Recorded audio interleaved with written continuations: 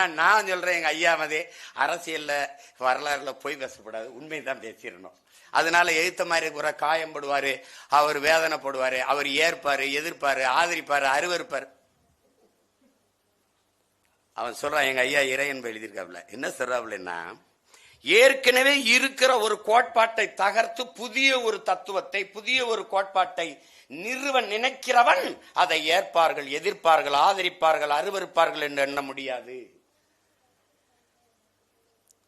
ஏற்றாலும் சரி, ஏற்கலைனாலும் சரி, நான் செய்வேன் அப்படின்னு முன் வச்சு செய்யணும். அப்படி செய்யறதுக்கு போர் வீரனை விட துணிவும் வீரமும் அவனுக்கு தேவைப்படுதுங்கிறார். அதைதான் நாங்க செஞ்சுக்கிட்டு இருக்கோம்.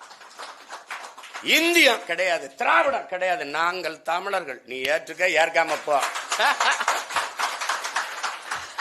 எல்லாம் பெரியார். அங்கிட்டு இல்லை, என் இனத்தின் முன்னோர் எல்லாரும் பெரியார். இங்கிட்டு வா, வந்தா நீ போடு, ஓட்டு ஓட்டு. இந்த பாரு, ஓட்டை பத்தி கவலைப்படுறவன் நாட்டை பத்தி கவலைப்பட முடியாது. நாட்டை பத்தி கவலைப்படுறவன் ஓட்டை பத்தி கவலையே பட மாட்டான். வாக்கையை குறிவைப்பவன் மக்களின் வாழ்க்கையை பற்றி சிந்திக்க மாட்டான். மக்களின் வாழ்க்கை பற்றி சிந்திக்கிறவனுக்கு வாக்கு போட்டா போட்டும், போலேனா போட்டுப்பா, நல்லது நடந்துச்சுன்னா மக்கள் நம்மளை தேடுவான். இவ்வளவுதான்.